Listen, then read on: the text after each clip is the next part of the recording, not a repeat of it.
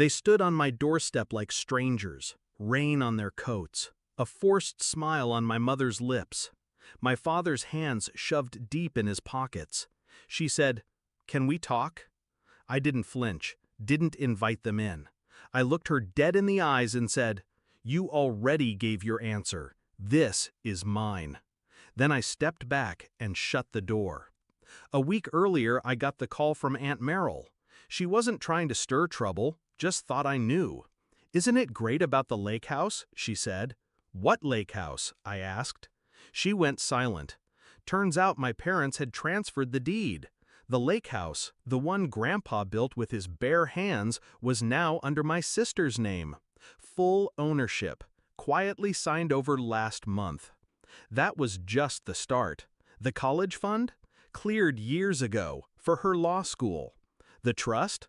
Liquidated to help her buy that townhouse in Denver. The life insurance? Changed beneficiaries. I wasn't even a footnote. And the kicker? They told everyone I didn't want anything, that I'd said I was doing fine on my own. Growing up, I used to believe we were equals. They said things like, "We love you both the same."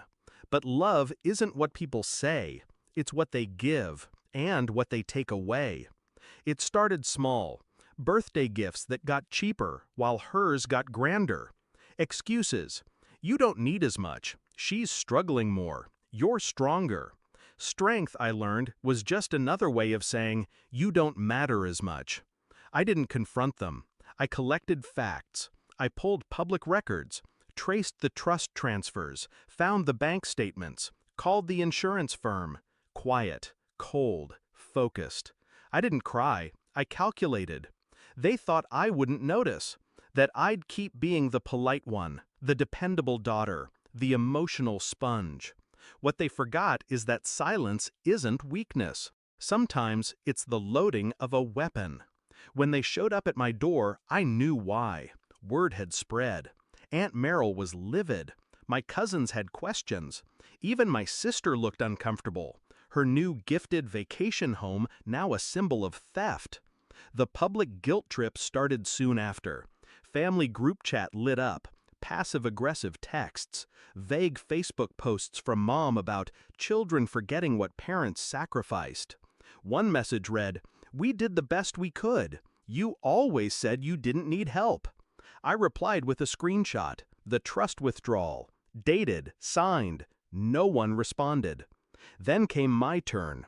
I wrote one email, short, clinical, addressed to the family.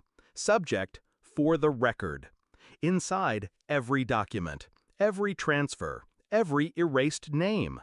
I attached the signed letter from my parents waiving their claim to Grandpa's inheritance because he had no living heirs besides our daughter. I was alive, just invisible. The fallout was quiet. Calls stopped. Dad emailed once. "This wasn't what we meant." I never replied. My sister sent flowers. I returned them. And then, I bought a house. Modest, peaceful, with my own money. Earned, not handed down. Now when people ask what happened between us, I don't rage, I don't whine. I just say, I stopped asking to be included in a family that already decided I was optional. Revenge isn't always fire and fury. Sometimes it's clarity. It's closing a door softly, firmly, and knowing you'll never open it again.